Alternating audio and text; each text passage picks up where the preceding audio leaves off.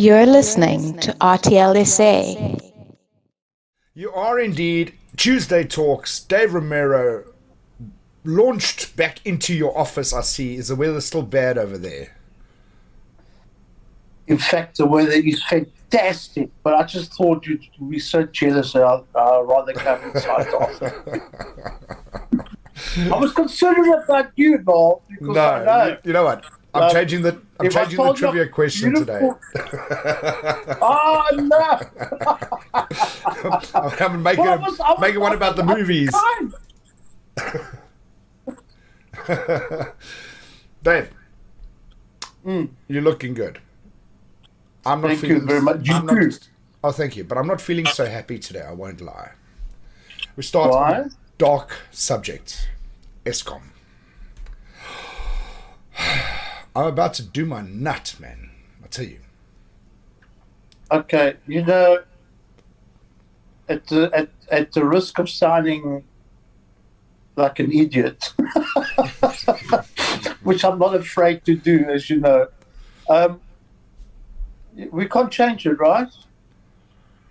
As much as you can be frustrated, irritated, pissed off, angry, it's not going to change. The lights are not going to go on now. And the thing is this is going to carry on. And I keep on saying this on so many times for another 2 years or so. It's going to be, yes, it's horrendous. Okay, I think it is absolutely crazy. But we're not going to change our feelings towards and our anger towards ESCOM is not going to change the situation. Yeah, look, I mean, I don't want to harp on the subject at all. I actually didn't want to talk about it. I'm just frustrated because it looks like now, because of stage 4 for the rest of the week, we're not going to be able to do a show tomorrow, and it just has such an impact on so many things.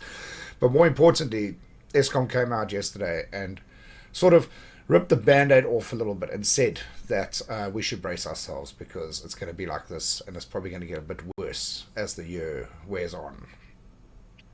Did you hear what actually happened? No, I didn't. So we expecting to get a 5 billion rand boiler for our nuclear plant here in Kuburg from China, and some plonker dropped the whole device and damaged it. Dropped. I don't know what the weight is, but apparently it slipped or whatever. It dropped and damaged. So that's another setback. Now, please tell me it happened offshore, not in South Africa. Yes, because if it happened here, can you imagine the rhetoric? But it didn't happen in China. So damn Chinese. Sorry, I'm just joking. Obviously, guys. They've been a bit of a thorn in our flesh for the last couple of years, eh? I was just joking. I'm not generalizing. Yeah. I'm just saying So it's not our fault. And can you, for one moment, just for one moment, put aside all the things that we're feeling? And imagine sitting at the CEO's seat and you get a phone call from your ops guys or whatever and saying, how's it, Andre? Bad news, pal, but the boiler has just been dropped. It's damaged. Can you imagine sitting there getting that phone call? I don't want to be that guy. And not only that, there's sabotage in the power stations, there's theft of cable. I admire Andre. He must have big cojones to carry on with that job. I would like to even if it takes $1 million a month, I wouldn't take the job. I would like to interview his wife, because I want to know what mood that guy comes home in every day. No, that would be interesting to find out. What is Andre's release mechanism? What does he do to release all that frustration? I would love to find out what he does. On a funny note, I saw this meme on Facebook saying that obviously with the Queen's passing, that the French turned off the lights to the Eiffel Tower in honor and remembrance of the Queen. And they went on to say in this meme that South Africa must have really loved the Queen because we turned off all of our lights for her.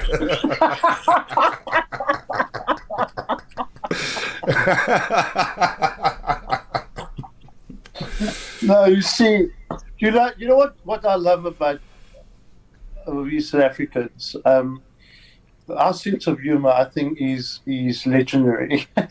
Precious. We can turn any situation and whatever despair, and I think we do have, in the main, there's a lot of empathy that we as South Africans have, but we're not to laugh at ourselves. So I think that it's a healthy thing. But that is a big thing that happened in this past week. Obviously, on Thursday evening, the Queen passing and the world mourning. But what's been quite amazing by this whole process is that there wasn't so much mourning as it was celebrating the life and the woman that she was. It seems like there were a few tears shed initially, but everybody is really celebrating the woman that she was. Well, and I think we'll probably get into this, that there were positive and negative reactions, and the negative reactions that emanated from America in particular, United States of America, was for me quite shocking. 70-year reign. She was 96. And I think that under her reign, a lot of the countries that were part of the British Empire at the time became independent, South Africa being one of them, India, Pakistan. They all became independent under her reign. So I think, it's a difficult point. I think that we as South Africans, that we obviously there's some form of affinity because we're old colony, but if you look at the outpouring of love and adulation for this queen, this grandmother, mother, it's amazing in the UK. So clearly, regardless of what we feel about having a constitutional monarch, whether we agree with it or not, the British certainly do. And so do the Australians and Canadians. And then there's many countries that fall under sovereignty. And they definitely celebrated the life.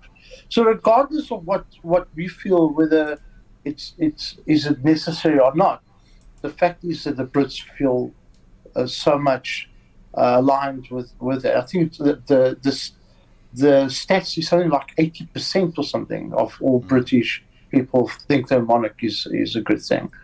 The outpouring, but again, there were those elements. I saw some stuff on some of the on CNN and CBS and the New York Times, and I just think, oh my word, what is the world coming to when people talk like that about the dead? A lot of people are also talking about the living and the succession plan that's been put into place, and it didn't take long before Prince Charles was made King Charles III. It was the same day, which is normally what happens when the Queen or the King passes. A lot of people, some people are excited about it, but I'm kind of like getting the feeling, reading up about it and things like that, that there are more people that are not excited about him being the king than there are people that are excited about him being the king.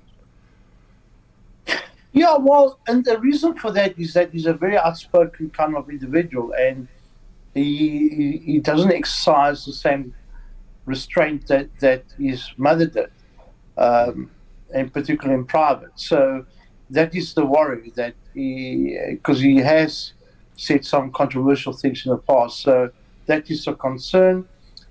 And my take on that is, at the time he was prince, and now he's king. So instead of passing judgment so quickly, I mean, it's a natural progression. As soon as the queen dies, he became king instantaneously. Just give the guy a chance. I mean, he's grieving over the death of his mother. I certainly wouldn't like to hear or read negative press about myself, and I'm grieving about my mother. Give the man a chance, let him settle in, and let's just see. Let's judge him by his actions as opposed to what he's done in the past. Yeah, well, it's not exactly like he was appointed to the position. He inherited the position. It's not like he had much of a say in the matter, really, to a large degree. He was the next in succession. But I think a lot of people are forgetting that his mother passed away, and it's a family thing as well. And anybody's mother passes away, I think it's a moving thing and a moving time. And yeah, I really personally think that the press should just calm down a little bit. And Yeah, well, with some everybody should just calm down a humanity. little bit. Yeah, some humanity, I mean, I heard Prince William's speech, and I mean, Prince William is quite a remarkable man. And he said, "Mom, he obviously um, he's very proud of what his grandmother had done." But in his speech, he said, "I've lost a grandmother. I mean, I've lost my grandmother, and so let's just be a little bit humane. That these people are, yes, they're wealthy, and they I suppose they're privileged in a way, but they're also human. So let's just give people a bit of space and let them mourn a bit before." I mean, what New York Times said within 24 hours was disgusting. I tell you, I just thought New York Times was a credible publication, and Please just was elaborate. actually was that trash. Was Please that elaborate, trash, man? because They put an op-ed on saying how repressive the monarch was, and genocide and racism, and they just threw the kitchen sink at the monarch not less than 24 hours after she passed away. It's just so disgusting. And I watched some of the anchors, one in particular anchor on CNN. It just shows you that these people have just got no idea, no sense of history, or I mean, to say that the Queen committed genocide, I mean, they're mad. These journalists are clearly mad, and what is striking is that they actually have got no idea of what transpired in the past. Like one historian came on and took on, I think it was CBS or ABC's anchor, and it talks. This American anchor talked about slavery, and this British historian said, "We abolished slavery 32 years before you did, and we didn't kill 600,000 people to abolish slavery. How can you talk to us about the monarch promoting slavery? We're the ones, we did 32 years before that, and we patrolled between Africa and America to stop you guys from taking more slaves from Africa. And now you're judging our monarch." It's just incredible that just got the lack of knowledge and just blur bullshit on reputable publications and reputable. I don't know if CNN is reputable or ABC or I don't know, but it's just the nonsense through her reign, through her reign. The countries on the Commonwealth became independent through her. It was during her reign. Absolutely. And the thing is this, that voluntarily, after becoming independent, these countries voluntarily became part of the Commonwealth. They weren't forced to be part of the Commonwealth.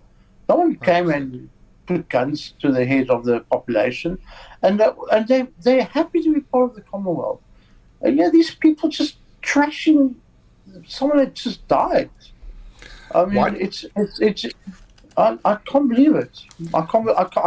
I swear I was listening and I was looking at the logos to make sure that it was CNN and ABC and the New York Times. I just couldn't believe it.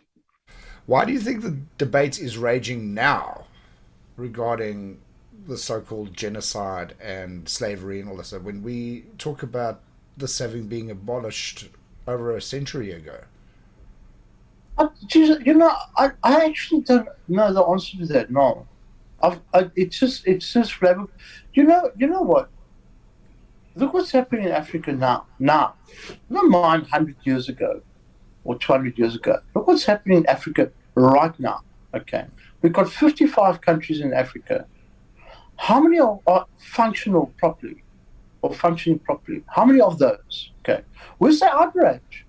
Where's the outrage where um, Africa's got all the minerals that the world requires, and yet we've got the poorest countries in the world. Where's the outrage in that?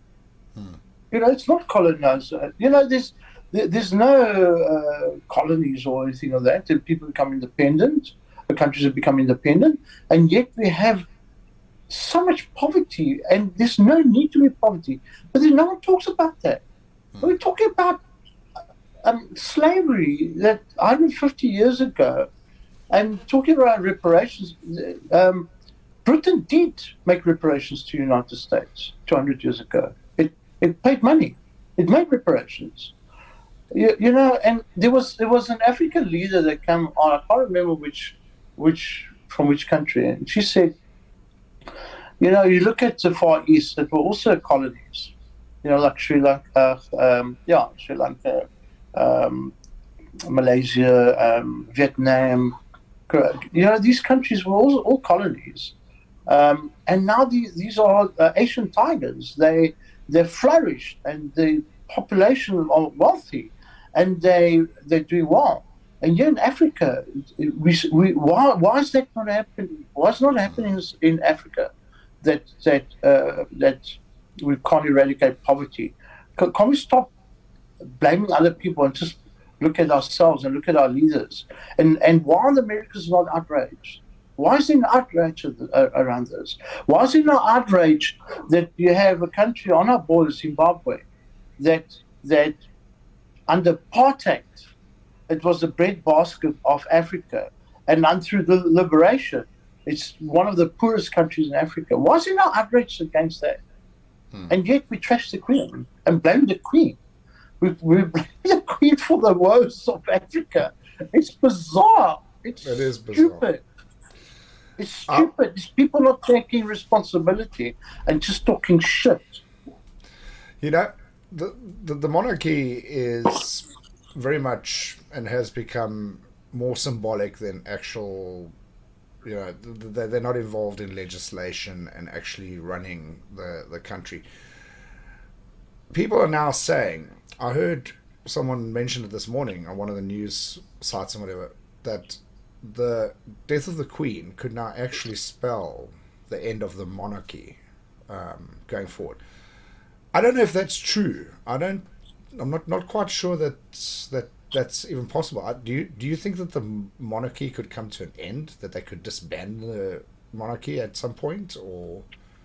Oh well, that's up to the people of the UK. I can't see that happening. I can't see them having a referendum and asking the population of United Kingdom and ask their opinion whether they should abolish the monarch. But I do think that I think in particular with Prince William, that the role is starting to change. So I think they are adapting, and I think if the institution is in the right direction, which I not necessarily that it's not. I mean, I don't know, but I think Prince William is more the kind of person that will actually make even a bigger difference. Remember that the monarch, although it's funded by the state, it brings a lot of tourists into the UK. Changing of the guard and going to Buckingham Palace. It brings a lot of money, a lot of tourism money into the UK. What the balances are, I don't know. I don't know if more money comes in from tourism than what gets paid to the monarch. I'm not sure. But it's definitely it's definitely, I think, brings a lot of tourism, and tourism fills up hotels and restaurants and cabs and so on. So I think it's not a negative situation. But again, um, I think it's up to the people of the United Kingdom to decide whether they want a monarch or not. Again, I can't imagine them doing a referendum and asking the people. In Spain, we've got a monarch, um, and there's many countries in Europe that still got monarchs. Um, they're not republics, so I don't know. I don't know if it's an outdated situation, and whether they serve a useful purpose. I'm not sure. But again, it's not up to us to decide. It's up to the people of this particular country to decide. Yeah, and I also think, from what I understand, that if they wanted to abolish the monarchy, it would have to be the king as well as the prime minister coming to an agreement and asking for a referendum, not one or the other. I think it actually, from what I understand, they have to do it together. And just talking about the tourism, I think you hit the nail on the head there, because you wouldn't go to France without going to see the Eiffel Tower, just like you won't go to the UK without going to Buckingham Palace. It is just one of those things that you Yeah. have to do. Yeah, it's. I mean, I've been fortunate enough that I've been to the UK quite a few times. Command's got a presence there, and I've gone past the Buckingham Palace quite a few times. It's something you want to see, and yeah, and the tourist attractions and changing of the guards. I mean, these traditions are something that people want to see. And yeah, I've gone, and I made a point of going to Buckingham Palace because it's something that I wanted to see. One thing we can be sure of is that King Charles will not reign for 70 years, because of the fact he's already in his 70s. Which means But that 72, so yeah, yeah, which means that Prince William will become the king sooner than later, maybe in the next decade or two, depending on the health of Prince of King Charles at the moment. And you were talking, and you mentioned it. He's cut from a different cloth, so to say. He is yeah, not as traditional as what, say, the rest of the monarchs are, or the rest of the royal family are. He's more futuristic, almost more a day today type leader, so to say, or personality. Do you think that that would change the face of the monarchy going forward? yeah. So his mother's traits definitely come through Prince William, um, and he comes across as being a warm, loving individual. So I think that when he becomes king, things will change definitely.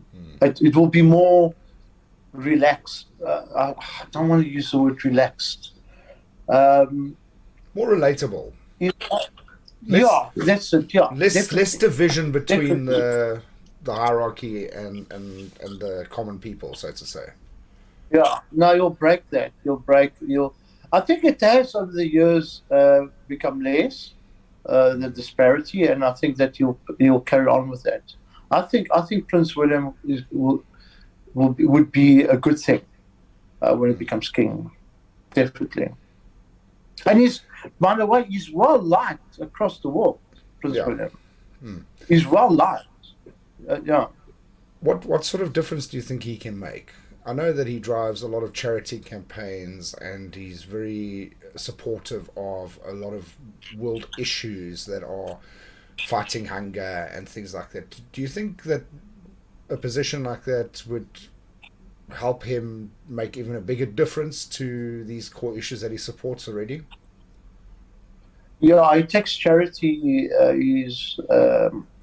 responsibilities very seriously, and I think that will influence more. I think under Prince William will be more of that kind of activity coming through the palace. Not that there's a lot going on already, but I think you will just take it up quite another step to another level, definitely. Well, one of the things that came out today in my research was that King Charles is very supportive of the climate issues, and a lot of people are speculating that now that he is king, he will drive those issues even harder, to make a difference to climate and stuff like that. Yeah, I mean, there's something to be said when you have a monarch, taking up a cause. I think that people would be very reluctant to say no to the King of England. No, true. That's it. If he goes to Barclays and says, listen, I think you should support climate change, I think Barclays would turn around and throw money at the situation as opposed to say no to the king. So I think whatever causes he takes, I think it'll be very effective.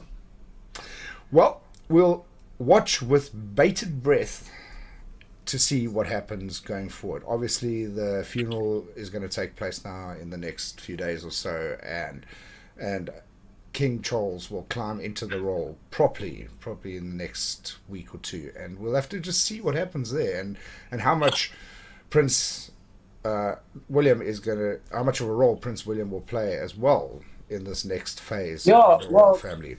Yeah. So two things from that. So already you can see Prince William stepping up, because he has more responsibilities now that he's directly in line. And I would love to know what the bookings of the air flights are going to the UK now. I bet you that it's going to bring us so much to us, because people will want to see the burial of the Queen. Yeah. Unfortunately, people will actually travel to see that. Sad, but true. Yeah. Dave, it's time to see if your reign as the king of trivia will continue. Because it's been, 4 weeks now? 4 weeks on a trot. Yeah. Ooh. Now, I didn't do a movie question per se. It is it's a history question, but it does involve a movie star